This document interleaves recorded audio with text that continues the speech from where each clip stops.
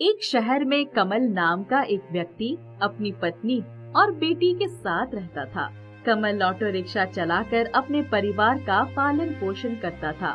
एक दिन जब कमल रात 8 बजे अपने घर जा रहा था तो उसे एक बूढ़ी औरत मिलती है। बूढ़ी औरत हाथ देकर ऑटो रोकने का इशारा करती है। कहाँ जाना है आपको? बेटा, मैं बहुत मुसीबत में हूँ, मेरी मदद कर दो। क्या बात है माँ जी? बेटा, मैं दीनापुर गांव से आई हूँ। किसी ने मेरा पर्स चोरी कर लिया। अब मेरे पास वापस जाने के लिए पैसे नहीं हैं। क्या तुम मुझे दीनापुर गांव तक छोड़ दोगे? कमल को बूढ़ी औरत पर बहुत दया आती है। दीनापुर गांव तो बहुत दूर है, मुझे आपको छोड़कर घर वापस जाने में आधी रात हो जाएगी। आप एक काम करिए, आज रात आप मेरे घर रुक जाइए। मेरे घर पर मेरी पत्नी और मेरी बेटी है। लेकिन बेटा, मैं वहाँ। आप चिंता मत कीजिए माँ जी, आप मेरी माँ जैसे हैं। मैं कल सुबह दीनापुर गांव में आपको छोड़कर आ जाऊंगा। पर बेटा।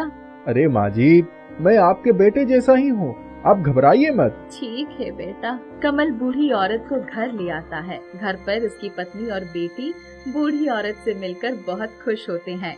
कमल की पत्नी बूढ़ी औरत की बहुत सेवा करती है। अगले दिन कमल बूढ़ी औरत को छोड़ने दीनापुर गांव जाता है। लीजिए माँ जी, आपका घर आ गया।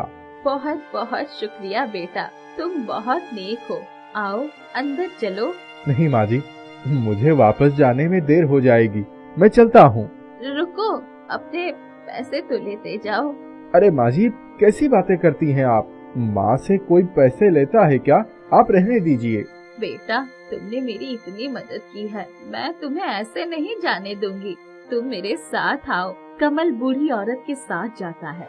बूढ़ी औरत उसे अपने घर के पीछे बने एक बाड़े में ले जाती है। वहाँ एक ऑटो रिक्शा खड़ा होता है। बेटा, ये ऑटो रिक्शा मेरी तरफ से तुम्हारे लिए छोटी सी भेंट है। लेकिन माँ जी, मेरे पास तो ऑटो रिक्शा है, तो मैं एक और ऑटो रिक्शा लेकर क्या करूँगा? बेटा, इसे एक माँ का आशीर्वाद समझकर रख लो। ये कोई मामूली ऑटो रिक्शा नहीं है। मामूली नहीं है मतलब? अरे, तुम इसे लेकर जाओगे तो सब जान जाओगे। पर मैं अपने ऑटो रिक्शा का क्या करूँगा? उसे यही छोड़ जाओ। कमल बूढ़ी औरत के कहे अनुसार अपने ऑटो रिक्शा वही छोड़ उनका दिया ऑटो रिक्शा लेके वापस घर की ओर चल पड़ता है।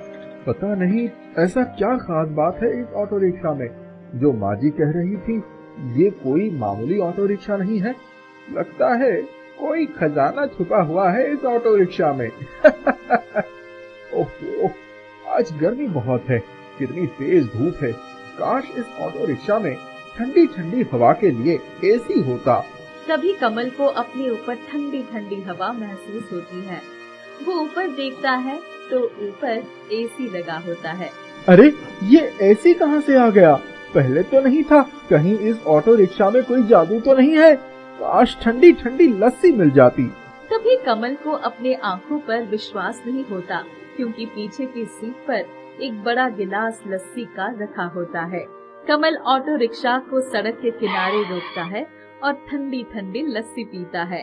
अरे वाह, गर्मी में ठंडी ठंडी लस्सी पीकर तो मजा आ गया। अब समझ आया माँ जी ने क्यों कहा था कि ये कोई मामूली ऑटो रिक्शा नहीं है। ये एक जादुई ऑटो रिक्शा है, जिससे मैं जो मांगूंगा वो मिल जाएगा। कमल ये बात अपनी पत्नी को बताने जल्दी जल्दी अपने घर पहुँचता है। अरे भाग्यवान, सुनती हो, हमारी तो लॉटरी लग गई। ऐसा क्या हो गया जी? जानती हो, वो जो माँ जी थी जो हमारे यहाँ कल रुकी थी, उन्होंने मुझे क्या उपहार दिया है। क्या दिया है जी? बाहर आओ, दिखाता हूँ। कमल की पत्नी बाहर आती है तो बाहर एक नया ऑटो रिक्शा खड़ा दिखती है। क्या जी, ये क्या उपहार है? ऑटो रिक्शा तो हमारे पास ही था, फिर ये नया ऑटो रिक्शा की क्या जरूरत थी? देनी थी तो एक कार दे देती। अरे भाग्यवान, यही बात इसी ऑटो रिक्शा के अंदर बैठकर बोलो। क्यों जी, अंदर बैठकर बोलने से ऑटो रिक्शा कार में बदल जाएगा क्या? अरे बैठकर बोलो तो सही। काश हमारे पास एक बड़ी सी कार होती। तभी उसके आश्चर्य का ठिकाना नहीं रहा जब उसने वहाँ एक लंबी चमचमाती कार देखी। ये तो चमत्कार हो गया जी, मैंने कार मांगी तो हमें कार मिल गई। अरे क्योंकि ये ऑटो रिक्शा जादुई है, इसमें बैठकर तुम जो भी मांगोगी वो तुम्हें मिल जाएगा। क्या जादुई ऑटो रिक्शा? फिर तो मैं इसे बहुत सारे सोने के गहने और नए नए कपड़े मांगूंगी। कमल की पत्नी ऑटो रिक्शा से बहुत से सोने के जेवर और कपड़े मांगती है। ऑटो रिक्शा सोने के गहने और नए नए कपड़ों से भर जाता है। सुनो जी, अब हमें ये जादुई रिक्शा मिल गया है, तो अब हमारी सारी जरूरतें पूरी हो जाएंगी। अब तुम्हें यूँ ऑटो रिक्शा चलाकर इधर उधर भटकने की जरूरत नहीं है। तुम सही कह रही हो भाग्यवान, अब मुझे इधर उधर भटकने की कोई जरूरत नहीं है। अब तो हमारे पास सब कुछ होगा, बड़ा घर, गाड़ी, नए नए कपड़े, जूते, सब। कमल जिस जिस चीज का नाम लेता जाता है सब उसके सामने आ जाती है। कमल बहुत बड़ा आदमी बन जाता है। एक दिन कमल जब अपने जादुई ऑटो रिक्शा से कुछ मांगता है और उसे वो मिल जाता है, तभी वहाँ उसका एक पड़ोसी विक्रम ये सब देख लेता है। अच्छा, अब समझ आया, ये मामूली ऑटो रिक्शा चलाने वाला इतनी जल्दी इतना अमीर कैसे हो गया। ये सब इस जादुई ऑटो रिक्शा का कमाल है। आज रात जब सब सो जाएंगे, मैं चुपके से इसके जादुई ऑटो रिक्शा को चुरा लूंगा और इसकी जगह एक मामूली ऑटो रिक्शा खड़ा कर दूंगा। रात के समय विक्रम कमल की ऑटो रिक्शा को एक साधारण से ऑटो रिक्शा से बदल देता है। विक्रम ऑटो रिक्शा को बहुत दूर ले जाता है। मुझे एक बड़ी सी कार चाहिए। विक्रम कार का इंतजार करने लगता है, लेकिन कोई कार नहीं आती। अब मुझे एक बड़ी सी कार चाहिए। लेकिन कोई कार नहीं आती। विक्रम ऑटो रिक्शा से कुछ और चीजें भी मांगता है, लेकिन उसे कुछ नहीं मिलता। अरे, ये ऑटो रिक्शा तो एक मामूली सा ऑटो रिक्शा है, इसमें तो कोई जादू वादू नहीं है। तो फिर मैंने जो देखा, कमल ऑटो रिक्शा से चीजें मांग रहा था, वो क्या था? तभी उसे ऑटो रिक्शा से आवाज आती है, विक्रम, ये जादुई ऑटो रिक्शा केवल उसी की इच्छाएं पूरी करता है जो ईमानदार हो। तुमने इसे कमल से चुराया है, इसीलिए ये तुम्हारी कोई इच्छा पूरी नहीं करेगा। तुम्हें जो भी चाहिए कमल से बोल दो, और जब वो ऑटो रिक्शा से मांगेगा तो तुम्हें वो चीज जरूर मिलेगी। विक्रम को अपनी गलती का एहसास होता है और वो ऑटो रिक्शा को वापस कमल के घर के बाहर खड़ा कर देता है। मीनू बहुत नाज नखरों से पली बड़ी थी, दिखने में बहुत खूबसूरत थी। खूबसूरत नए नक्श और सबसे खूबसूरत थी उसकी मीठी बोली। एक दिन उसकी, हमें मीनू की शादी के लिए वर तलाश कर देनी चाहिए। अब तो उसकी पढ़ाई भी पूरी हो गई है, उसके साथ की सभी लड़कियों की गृहस्थी भी बस गई है। हाँ, मैंने भी 2-3 जगह बात चलाई है, तुम भी देखती रहो। मीनू तभी माँ के पास आकर, माँ, मुझे माधव से शादी करनी है। कौन माधव? वही जो मोटरसाइकिल से घूमता है। हाँ माँ, वो बहुत अच्छा है, मुझे बहुत पसंद है। वो बैंक में काम करता है, उसकी माँ भी बहुत अच्छी है, मैं उनसे मिल चुकी हूँ। कब से जानती हो उसे? वो मेरे साथ कॉलेज में पढ़ता था, अब उसकी पक्की नौकरी भी है। मैं तुम्हें बताने वाली ही थी। चलो, शाम को उनके घर चलने हैं, उसकी माँ से मिलना होगा। शाम को वो लोग माधव के घर गए। माधव की माँ ने उनकी खूब आवभगत की। वापस आने पर, मीनू, तुम उतने छोटे से घर में कैसे रह पाओगी? वो लोग बहुत गरीब हैं, जो है सो लड़का ही है। पापा, मैं भी तो नौकरी कर सकती हूँ, लेकिन शादी मैं माधव से ही करूँगी। मीनू की जिद के आगे माता पिता की एक न चली, दोनों की शादी हो गई। मीनू ससुराल आ गई। कुछ दिनों तक तो सब ठीक रहा, पर अब उसको पैसे का अभाव खलने लगा। बैंक की बंधी बंधाई तनख्वाह कब खत्म हो जाती पता ही नहीं चलता। मीनू परेशान रहने लगी। एक दिन, मीनू, कल संडे है, मेरा एक मित्र अरुण थाने पर आएगा। उसकी पत्नी मायके गई हुई है, इसीलिए मैंने उसे बुला लिया। क्या खिलाओगी? छोले भटूरे बना लूंगी। तुम्हें भी तो मेरे हाथ के छोले भटूरे पसंद है ना? हाँ, वो भी बंदा क्या याद रखेगा। दूसरे दिन मीनू सुबह से ही घर की साज सज्जा और खाना बनाने में लगी थी।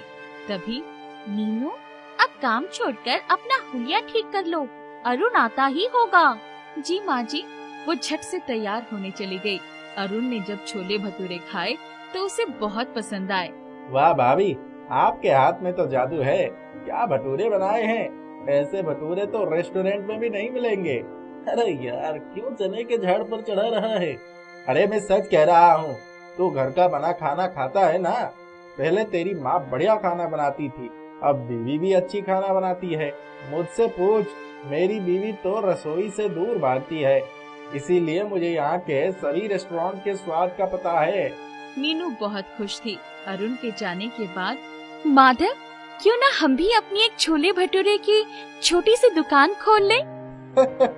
मैंने अरुण को बोला था कि चने के झाड़ पर मत चढ़ा, अब उसका फल तो मुझे ही भुगतना पड़ रहा है। तुम्हें तो मेरी हर बात मजाक ही लगती है।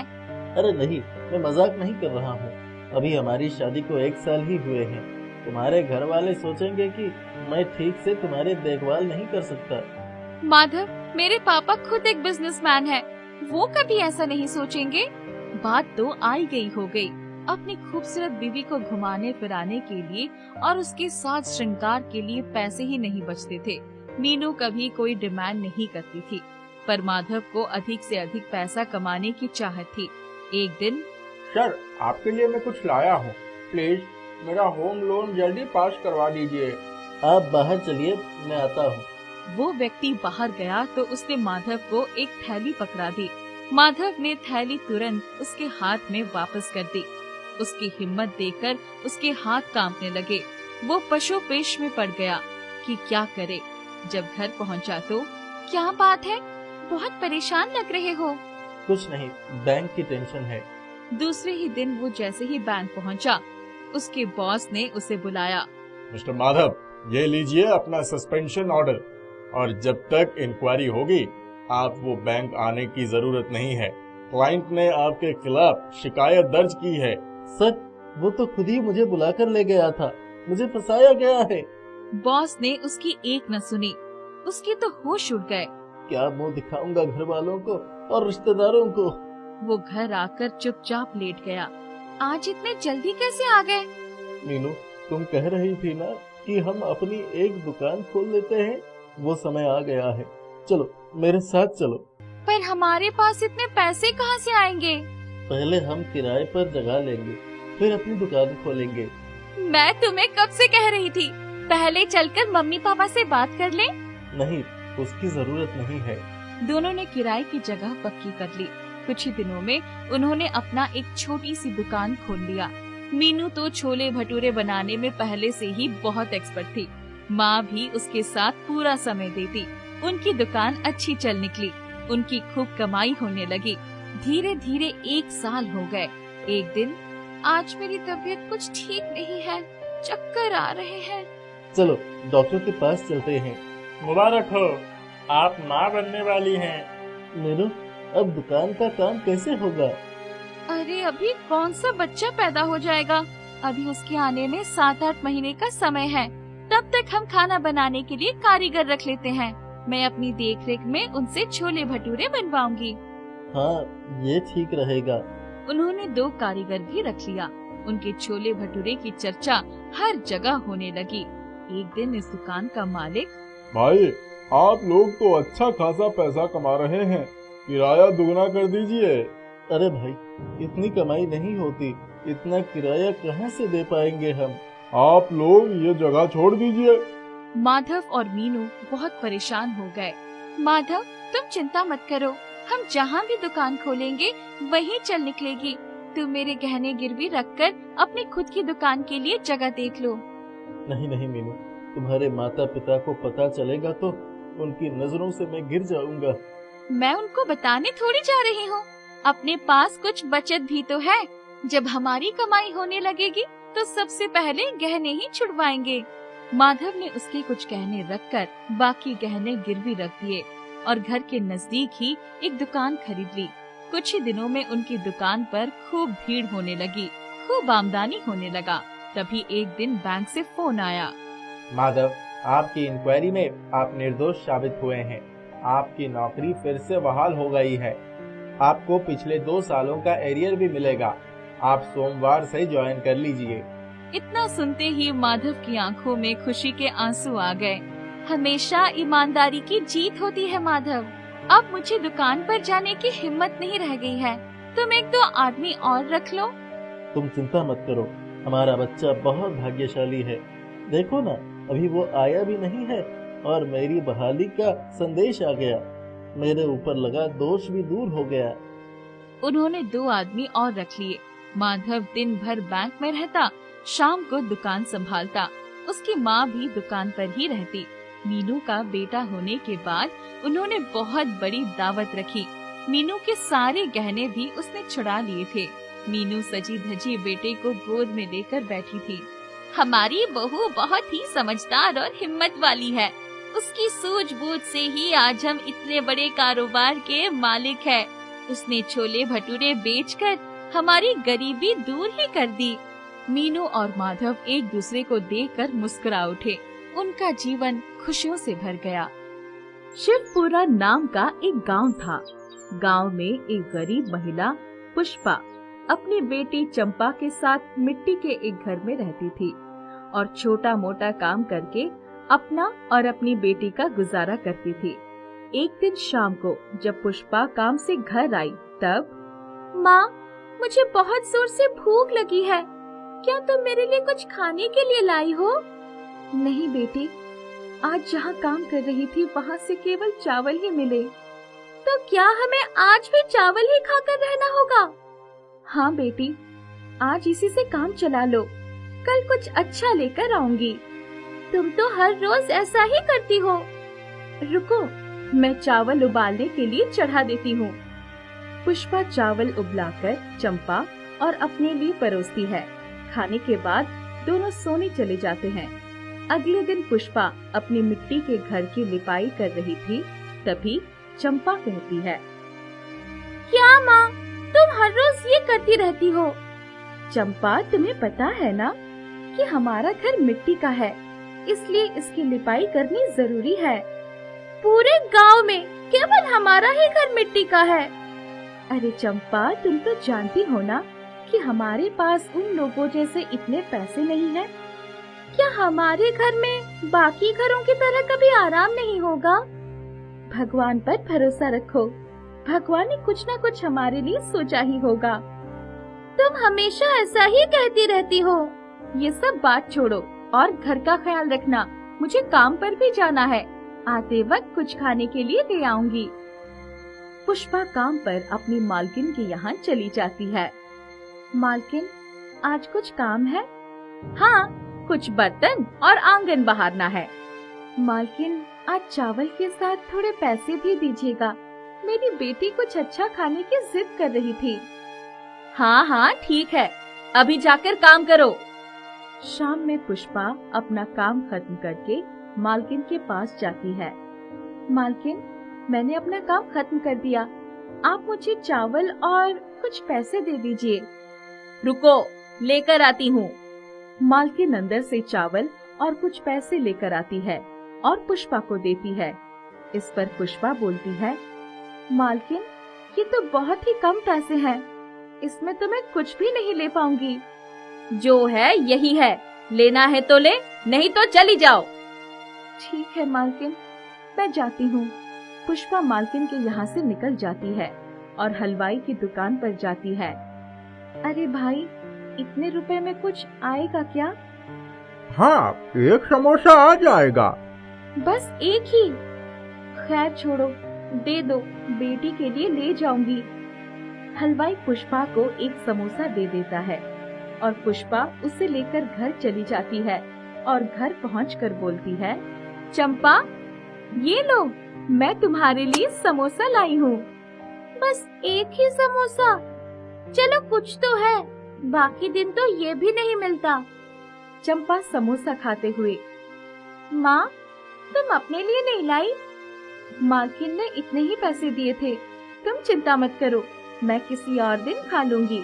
रुको, मैं चावल चढ़ाती हूँ। दोनों माँ बेटी चावल खाकर सोने चले जाते हैं। अगले दिन सुबह पुष्पा घर के बाहर आती है। तभी उसे घर के बाहर एक अंगूठी मिलती है। अंगूठी उठाकर पुष्पा कहती है, ये किसकी अंगूठी है? शायद किसी की गिर गई होगी। हो सकता है खोजने आए, मैं इसे संभाल कर रख देती हूँ। अभी पुष्पा अंगूठी रख ही रही होती है कि पीछे से चंपा बोलती है, माँ, मेरी तबीयत कुछ सही नहीं लग रही है, मेरे पेट में दर्द हो रहा है। पुष्पा चंपा का शरीर छूती है। अरे, तुम्हें तो बहुत बुखार है। लगता है कल का समोसा अच्छा नहीं था। लगता है उसी के कारण ऐसा हुआ है। तुम लेट जाओ, मैं तुम्हें अभी ठंडी पट्टी कर देती हूँ और काढ़ा बनाकर लाती हूँ। ठीक है। पुष्पा चंपा की पट्टी करती है और फिर उसे काढ़ा बनाकर देती है। तुम आराम करो, मुझे काम पर जाना है। शाम तक तुम्हारी तबीयत में सुधार आ जाना चाहिए। पुष्पा अपने काम पर जाती है और दिन भर काम कर शाम को जब घर लौटती है तो देखती है कि चंपा की हालत में कुछ सुधार नहीं हुआ है। पुष्पा चंपा से पूछती है, तुम्हारी तबीयत में कुछ भी सुधार नहीं हुआ? क्या तुमने अच्छे से ही आराम किया या इधर उधर घूम रही थी? नहीं माँ, कहीं नहीं गई थी। पेट का दर्द तो कम हुआ है, पर बाकी सब चीज वैसी की वैसी ही है। रुको, मैं गांव के वैद्य जी को बुला कर लाती हूँ। पुष्पा वैद्य जी को बुलाने चली जाती है और उन्हें बुला कर लाती है। वैद्य जी चंपा को देखने के बाद बोलते हैं, मैं इसे अपनी जड़ी बूटी की गोली देता हूँ।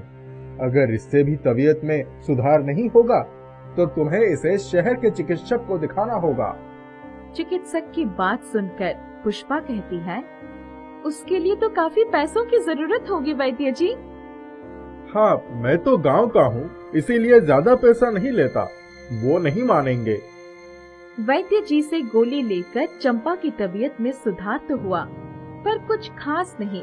चंपा की तबीयत में सुधार ना होता देखकर पुष्पा ने सोचा, क्या मुझे चंपा के लिए उस दिन जो अंगूठी मिली थी उसे बेच देनी चाहिए?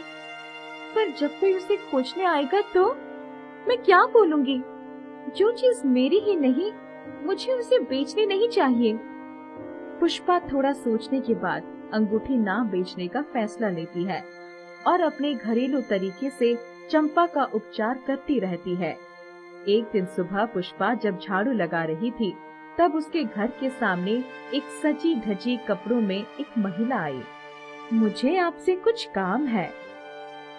हाँ बताइए, क्या आपने यहाँ कोई अंगूठी गिरी देखी है? मैं उसे ढूंढ रही हूँ, शायद यहाँ गिर गई थी। हाँ, मुझे एक अंगूठी मिली तो थी। रुकिए, मैं लेकर आती हूँ। पुष्पा के आने में थोड़ी देर हो जाती है। ये लीजिए आपकी अंगूठी। वो जरा मुझे समय लग गया, मेरी बेटी की तबीयत सही नहीं है इसलिए। हाँ, यही मेरी अंगूठी है। जी शुक्रिया। आपकी बेटी को हुआ क्या है? आप बुरा न मानो तो मैं आपकी बेटी की तबीयत देख सकती हूँ?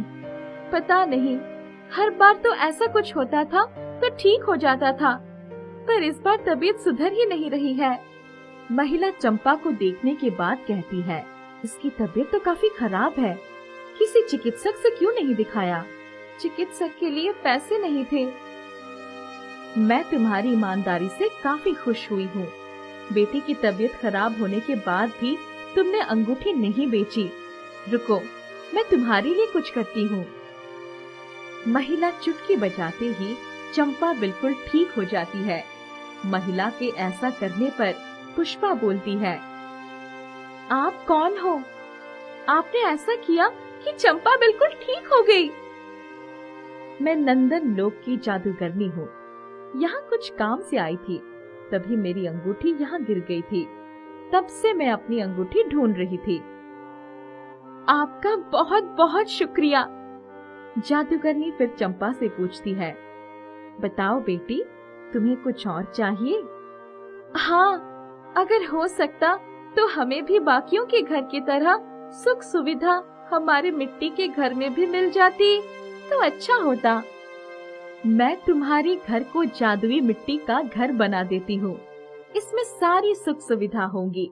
और पुष्पा, मैं तुम्हें मिट्टी की पोटली देती हूँ, जिससे बनी मिट्टी के सामान जल्दी ही बिक जाएंगे। जादूगरनी चुटकी बजाती है और मिट्टी का घर सुख सुविधाओं से भर जाता है। उसके बाद जादूगरनी वहाँ से गायब हो जाती है।